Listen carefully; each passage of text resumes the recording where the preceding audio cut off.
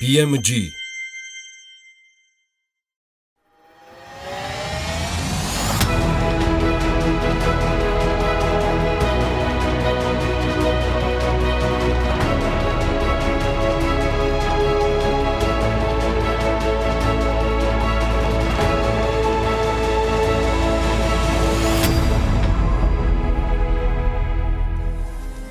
გასული წლის მიწურულს დიდმა ბრიტანეთმა პირველად საქართველოში ვაჭრობის საკითხებში სპეციალური წარმომადგენელი დანიშნა. მარკ პრიტჩარდი საქართველოსთან ერთად სომხეთსაც ფარავს. მსოფლიოში ერთ-ერთი ყველაზე მსხვილი ბაზრის მქონე ქვეყნის ელჩს საქართველოში ჯასტინ მაკენზის სმიტს ალექსი პეტრიაშვილი უკვე BMG-ის პოლიტიკური მიმომხილველი მასპინძლობს.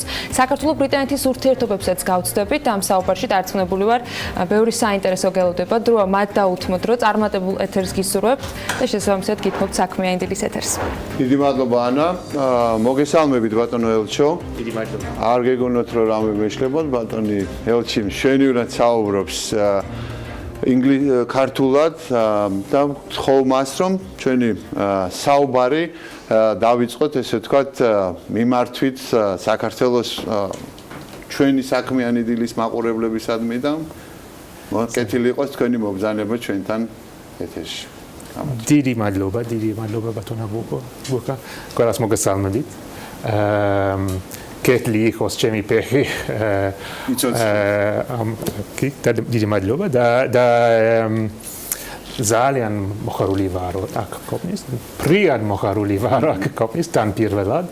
და პირველ რიგში რა თქმა უნდა გილოცავთ ყველას გამარჯვების დღეს. დიდი მადლობა. დიდი მადლობა. ეხლა მე ჩემი ინგლისურსაც ცოტას გავარჯიშებ. Thank you very much. Dear ambassador, welcome. მადლობთ ბატონო ელჩო. კეთილი იყოს თქვენი მობრძანება ჩვენს სტუდიაში. As a world as such, the ambassador as such, the British ambassador. ჩვენ მასპინძლობთ დღეს ბრიტანეთის ელჩს, რაც თქმა უნდა ძალიან შესანიშნავია ჩვენთვის. მოგვიყავით ბრიტანეთისა და საქართველოს ურთიერთობების შესახებ ძალიან ბევრი რამე ხდება ჩვენი ორმხრივი ურთიერთობების გარშემო. თქვენ უკვე საკმაოდ დიდი ხანია აქ იმყოფებით დაახლოებით წელიწადნახევარი. როგორ შეაფასებდით ქართულ-ბრიტანულ ურთიერთობებს თქვენი ბრიტანული პერსპექტივიდან და რა არის დღის წესრიგში თქვენი საელჩოსათვის? Firstly, thank you again for პირველ რიგში კიდევ ერთხელ დიდი მადლობა მოწვევისათვის. Really positive. ძალიან პოზიტიურად შევაფასებდი ბრიტანულ-ქართულ ურთიერთობებს. ეს იზრდება საკმაოდ სწრაფად, ფართოვდება ჩვენი ურთიერთობები. And you can look at this in the historical perspective. და შეგვიძლია ეს ყველაფერი განვიხილოთ ისტორიულ ჭრილშიც, ამ ისტორიულ დღეს, რომელიც არის 9 მაისი. 26 მაისს ჩვენ საქართველო აღნიშნავს დამოუკიდებლობის დღეს და ჩვენ მაშინაც ვიყავით საქართველოს გვერდით. And I like to think that 100 years later მე მომწონს ფიქრი იმაზე, რომ 100 წლის შემდეგაც ჩვენ ვდგავართ საქართველოს გვერდით მეგობრის ამპლუაში.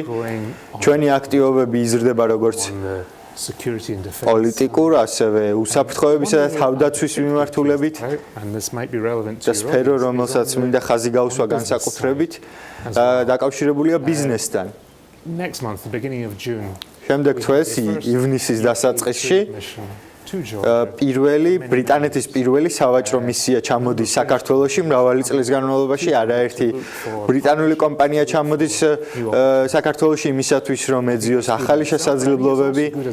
ჩემი აზრით ეს არის საკმაოდ კარგი ნიუსი, მაგრამ ამასთანავე ეს არის სიმბოლო ჩვენი ურთიერთობების განვითარებისა. ჩვენ ვხვდებით ერთმანეთის მჭიდრო პარტნიორები ძალიან ბევრ სფეროში, განსაკუთრებით ეკონომიკური განვითარების ჭრილში. Statistics მე ვახე სტატისტიკური მონაცემები. საქართველოს ღვინის ექსპორტის ზრდასთან დაკავშირებით დიდ ბრიტანეთში, რაც არის ძალიან კარგი ტენდენცია, მაგრამ ეს არ ეხება მხოლოდ ღვინოს, ეს ეხება სხვა სოფლის მეურნეობის პროდუქტსაც, რომელიც გადის ბრიტანეთში. ეს არის ძალიან კარგი სიახლე. ეს ყველაფერი ასევე ამ ყველაფრის ექსპორტი ასევე იზრდება ევროკავშირის ბაზარზეც. სკეპტიკოსები საქართველოში ვიტყოდი რომ მოსყიდული სკეპტიკოსები ალბათ იტყვიან რომ European Union. ბრიტანეთი ტოვებს უახლოეს მომავალში ევროკავშირს Historic phrase. ჩვენ კი პირიქით ვესწრაფვით ევროკავშირში გაერთიანებას. ეს იყო თქვენი ქვეყნის გადაწყვეტილება, ჩვენ რა თქმა უნდა პატივს ვცემთ ამას და ჩვენ გვრჩება უამრავი პლატფორმა თანამშრომლობისთვის, კვლავ მიუხედავად იმისა, იქნებით თქვენ ევროკავშირში თუ არა, მაგრამ ჩვენ მე მსურს რომ გაგვაცნოთ დეტალები ამ მოლაპარაკებებთან დაკავშირებით, რომლებიც მიმდინარეობს ევროკავშირიდან ბრიტანეთის გამოსვლასთან დაკავშირებით, ასევე საბაჟო კავშირში ბრიტანეთის დარჩენასა თუ გამოსვლასთან დაკავშირებით ძალიან მნიშვნელოვანი დებატები მიმდინარეობს ბრიტანეთის შიდა წრეებში. მე რამდენადაც ვიცი, შესაბამისად გთხოვთ მოგვაწოდეთ უფრო მეტი ინფორმაცია და სამომავლო პროგნოზი ამ თემასთან დაკავშირებით. დიდი სიამოვნებით მოგაწოდეთ ინფორმაციას. It was a decision of the British people. ეს იყო გადაწყვეტილება ბრიტანელი ხალხისა, ეს იყო დემოკრატიული გადაწყვეტილება, მე ვსაუბრობ ევროკავშირიდან ბრიტანეთის გამოსვლაზე. და შესაბამისად ბრიტანეთის მთავრობის ვალდებულებაა რომ დემოკრატიულ გადაწყვეტილებას პატივი სცეს. ანგარიში გაუწიოს. და მე ვისაუბრებ დეტალებზე მოგვიანებით, მაგრამ ახლა მინდა აღვნიშნო რომ as the British people have taken that decision. ხოლოდ იმიტომ რომ ბრიტანელმა ხალხმა გადაწყვიტა ევროკავშირიდან გამოსვლა, ეს არ ცვლის ჩვენს მხარდაჭერას საქართველოს ქართველი ხალხის დემოკრატიული გადაწყვეტილების მიმართ, რომ შეუერთდნენ ევროკავშირს ახლა თუ მომავალში. მიუხედავად იმისა, რომ ჩვენი ურთიერთობები იცვლება ევროკავშირთან მიმართებით, ჩვენ კვლავ ხარჯს დავუჭერთ ქართველი ხალხის დემოკრატიულ არჩევანს შეუერთდნენ ევროკავშირს. Secondly, as far as the process is going, it is a huge and complicated process. დიდი და რთული პროცესია ბრიტანეთის გამოსვლა ევროკავშირიდან. ეს პროცესი არის საკმაოდ რთული. ბრიტანეთი ძალიან ბევრი წლის განმავლობაში იყო ევროკავშირის წევრი, შესაბამისად ცხადია, რომ ეს არის ძალიან ბევრ ტექნიკურ საკითხთან დაკავშირებული. And there are of course many different views. და რა თქმა უნდა არსებობს არაერთი განსხვავებული შეხედულება ამ თემასთან დაკავშირებით. Behind what we're reading about in the media, მედიის მიღმა steady progress is being made. საკმაოდ მყარი პროგრესი არის მიღწეული. პირველ რიგში ჩვენ მოგვიწია შევთანხმებულიყავით გამოსვლის ხელშეკრულების გარშემო დაახლოებით 80% დიდი ბრიტანეთის მოსახლეობისა უკვე შეთანხმდა. მე არ ვიტყვი რომ 20% არის უმნიშვნელო რაოდენობა, მე ვიტყოდი რომ ეს არის საკმაოდ მნიშვნელოვანი ოპოზიცია. And that includes questions around the customs union, as you mentioned. მაგრამ საბაჟო კავშირის გარშემოც მიმდინარეობს მოლაპარაკებები. But work is going on in that, discussions are going on that. პროგრესში არსებული პროცესი ჩემი აზრით საბოლოო შედეგი იქნება ძალიან კარგი. ჩვენ უკვე შევთანხმდით იმასთან დაკავშირებით, რომ იქნება გარდამავალი პერიოდი. Membership formally will end on 29th of March ბრიტანეთის 2019. ბრიტანეთის ფორმალური წევრობა ევროკავშირში დასრულდება another 18 months or so before the UK finally უახლოეს მომავალში in the interests of both sides.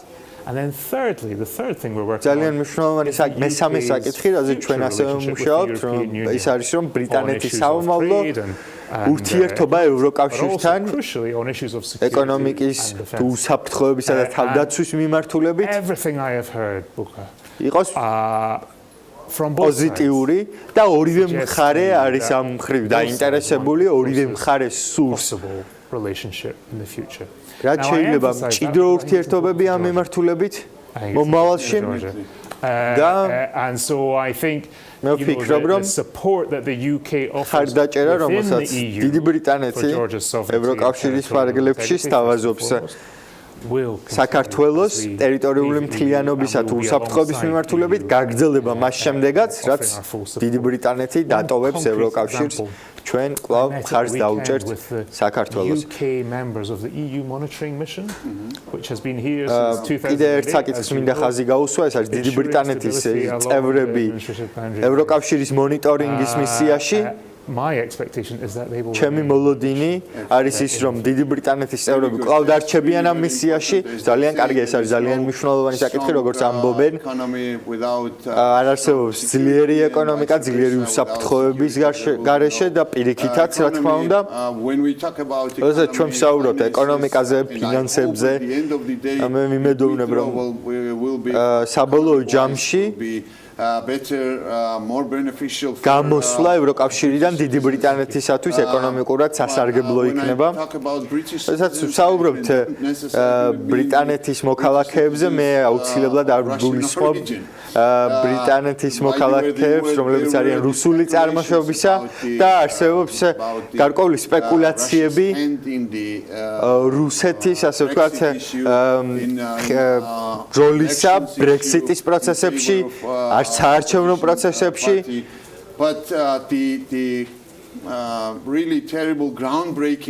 მაგრამ ძალიან ნეგატიური, ასე ვთქვათ, მოვლენა იყო სკრიპალის მოწამვლა, ეგრეთ წოდებული ნოვიჩოკით, ეს არის საწამლავის სახელწოდება, რუსული საწამლავი, რომელიც მომზადებული იქნა რუსეთის სპეციალური სამხედრო დანაყოფის მიერ. და ამ ყველაფერმა ცხადყო, რომ ყველაფერი ფორმალურად ვერ მოხდება. ამჟამად გაერთიანებული სამეფოს მთავრობა არის მობილიზებული და ცდილობს საერთაშორისო საზოგადოების მობილიზებასაც იმისათვის, რათა დაუპირისპირდეს ამგვარ უარყოფით მავნე ქმედებებს რუსული მთავრობისაგან და ზოგიერთი მიმოხილვის მიხედვით დაახლოებით 9 მილიარდი ფუნტი სტერლინგი არის გამოყოფილი ამ საქმიანობის ფარგლებში და ოფშორულ ზონებში ეს თანხა კიდევ უფრო გაზრდილია, დაახლოებით 40 მილიარდს აღწევს. და გეგმავს თუ არა დიდი ბრიტანეთი გამჟღავნების ქმედებებისაკენ მიმართულ აქტივობებს, იმისათვის რომ გამოავლინოს რუსული აქტივობები. Financial basis. So you have been blamed by Zakharov, Putin's assassination. თქვენ მიმართ შეიძლება იყოს გაჟღერებული სხვადასხვა ბრალდებები რუსული პროპაგანდის დამსახურებით და მე ეს ყველაფერი მახსენებს საბჭოთა კავშირის დროს არსებულ პროპაგანდას. და პროპაგანდა ყოველთვის არის პრობლემა, მაგრამ მე მინდა გავიგო თქვენი პერსპექტივა რა არის შემდეგი ნაბიჯები დიდი ბრიტანეთისა იმისათვის, რომ გაიზარდოს უსაფრთხოება, გაიზარდოს თავდაცვა დიდი ბრიტანეთის მიწაზე რუსული საფრთხეების წინააღმდეგ. ეს არის ძალიან რთული საკითხი. თქვენ ძალიან ბევრ თემას გაუსვით თქვენი კითხვისას ხაზი, მე შევეცდები ყველა მათგანს უპასუხო, მინდა დავიწყო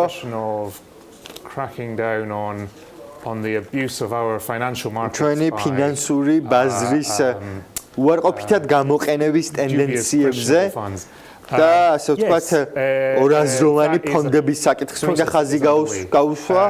რა თქმა უნდა ეს პროცესი კვლავაც მიმდინარეობს და პარლამენტი და მთავრობა ძალიან დიდ ყურადღებას აქცევს ამ თემას. ეს არის დაკავშირებული გამჭვირვალეობასთან, ინვესტირებებისა თუ დაფინანსებებისა და ასევე აუცილებელია რომ ჩვენს ღია საბაზრო და ეკონომიკურ სისტემას გავუწიოთ, ასე ვთქვათ, ზედამხედველობა იმისათვის, რათა დავიცვათ ის უარყოფითი გარეშე ძალების უარყოფითი გავლენისაგან. Going back to the beginning. მაგრამ დაუბრუნდეთ დასაწყისს. What happened in the quiet cathedral town of Salisbury on the 4th of March. რაც მოხდა 4 მარტს, ამ წლის 4 მარტს იყო საშინელი მოვლენა, ეს იყო მკვლელობის მცდელობა და ეს იყო პირველი აღნიშნული მცდელობა ქიმიური იარაღის გამოყენებისა დიდ ბრიტანეთში უცხო ძალის მიერ. და ეს არის შემზარავი ფაქტი. გადაკვეთა ყველა შესაძლო სტანდარტი საერთაშორისო კანონისა თუ საერთაშორისო ასე ვთქვათ ქცევის საქმე ჩვენ საკმაოდ ცხადად დავიკავეთ ჩვენი პოზიცია ხაზგასმით დავიწყეთ ყველაფრის გამოძიება იქნებოდა ეს რუსული მხარის ტექნოლოგიური შესაძლებლობების კვლევა მათი განზრახვების შესაძლო კვლევა და მათი ასე ვთქვათ სადაზვერვო საქმიანობების კვლევა და ანალიზი საერთაშორისო მასშტაბით. ისევე როგორც ჩვენ გავაანალიზეთ ქიმიური იარაღის გამოყენების ასე ვთქვათ ნიუანსები.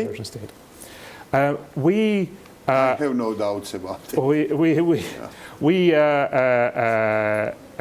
as you say on that assessment და ჩვენ უკვე დავდეთ დასკვნა, სადაც ნათლად არის ჩამოყალიბებული pleased to see the international reaction აზრი იმასთან დაკავშირებით, რომ საერთაშორისო რეაქცია, რომელიც მთელი საერთაშორისო საზოგადოების მასშტაბით გამოიხატა, ჩვენთვის იყო მისაღები, საქართველოც იყო ამ რეაქციის ნაწილი და ეს რეაქცია რა თქმა უნდა იყო სამხრივად ნეგატიური რუსეთის აგრესიის მიმართ.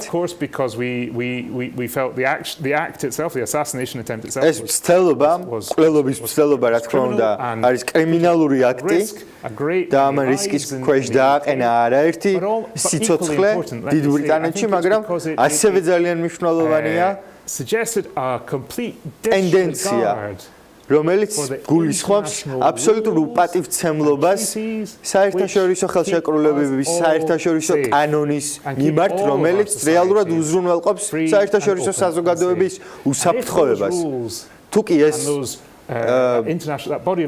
კანონები, საერთაშორისო კანონები და ეს სტრუქტურა საერთაშორისო კანონებისა იქნება უგულებელ ყოფილი, მაშინ ჩვენ აღმოჩნდებით ძალიან ცუდ სიტუაციაში. შესაბამისად, კაცრი პოზიციის დაჭერა მიმართებით არის აუცილებელი. Tell me something new, tell me something we didn't know already. საქართველოს პოზიცია გასაგებია, საქართველო იცნობს რუსულ აგრესიას, რუსულ ქმედებებს, მაგრამ ის რაც მოხდა დიდ ბრიტანეთში არის ერთგვარი, ასე ვთქვათ, სქემატური მოქმედების ნაწილი. ეს არ იყო ერთი პრეცედენტი, ერთი ლოკალიზებული პრეცედენტი, ეს არის ტენდენცია რუსული აგრესიისა, რომელიც განხორციელდა ყირიმში, რომელიც განხორციელდა უკრაინაში, კიბერშეტევები, რომლებიც განხორციელდა გერმანიაში, ამერიკის შეერთებულ შტატებზეც განხორციელდა კიბერშეტევა რუსეთის მხრიდან და თავარი შეკითხვა რა თქმა უნდა მდგომარეობს იმაში, რა პასუხს გავცემთ რუსეთს. In the international response. ჩვენ უკვე ვხედავთ საერთაშორისო კაც საერთაშორისო პასუხს წესდება კაცი საერთაშორისო სანქცია რუსეთზე და ჩემი აზრით ეს არის ძალიან კარგი წინგადადგმული ნაბიჯი. ჩვენ ვხედავთ ბრიტანულ პარლამენტშიც ამგვარ ზომებს და ჩემი აზრით ამ ზომებს ვხედავთ ასევე ევროკავშირის მასშტაბით, ნატოს სამიტზეც ეს საკითხი იქნება ძალიან მკაცრად დასმული და განიხილება აუცილებლად. It didn't happen. So რაც შეეხება მაპრის მიცემას საქართველოსათვის, ეს პროცესი ჯერჯერობით არ განხორციელებულა, მაგრამ ჩვენ თანდათან ვუახლოვდებით ამ პროცედურას. ეს არის ნატოს გადაწყვეტილება. 2014 წელს ჩემი აზრით ნატოს სამიტი იყო ერთ-ერთი ყველაზე წარმატებული სამიტი. Headquarters in Brussels, the new headquarters we have this summit ბრიუსელში გაიმართება ასევე ივლისში სამიტები და მე არ მაქვს დიდი მოლოდინები ამ სამიტის მიმართ, მაგრამ შავი ზღვის უსაფრთხოებასთან დაკავშირებით, ქართული უსაფრთხოების გაუმჯობესებასთან დაკავშირებით რა არის თქვენი მოლოდინები თქვენი აზრით რა გადაწყდება სამიძე რომელიც ჩატარდება Let me ივლისში start then with on the technical side and end on the optimistic ე side. დავიწყო ტექნიკური მხარის ანალიზით ჩემი აზრით გადაიდგმება აუცილებლად ნაბიჯები ნატოსა და საქართველოს თანამშრომლობის მიმართულებით და ეს პროგრამა უკვე არის საკმაოდ ამომწურავი და ფართო and appreciative NATO allies like the და ნატოს მოკავშირეები საქართველოს წვლილისადმი არიან ძალიან დიდი პატივისცემით განსწავლულები და ჩემი აზრით თქვენ დაინახავთ კონკრეტულ ნაბიჯებს რომელიც იქნება წინ გადადგმული ამ ორი ნატოსა და საქართველოს ურთიერთობების მიმართულებით და ნატოს თითოეული წევრი შეეცდება ჩემი აზრით საქართველოს ინტეგრაციას რა დონეზეც ეს დღეს შესაძლებელია ნატოს ორგანიზაციასთან. ჩემი აზრით ეს ზოგიერთი ფაქტორი ამ თემასთან დაკავშირებით ტრიალებს საქართველოს წყვილთან დაკავშირებით. დიდი მადლობა ბატონო ელჩო. დიდი მადლობა. დიდი მადლობა ძალიან საინტერესო საუბრისათვის ალექსი პეტრიაშვილი ჯასტინ მაკენზი სმიტი ბრიტანეთის საქართველოში მასპინძლობდა მის რუბრიკაში მსოფლიო როგორც ასეთი და დაძნობრივად კიდევ ბევრს გამოგზაურებენ მსოფლიოს გარშემო ასეთი საინტერესო სტუმრები და საინტერესო თემები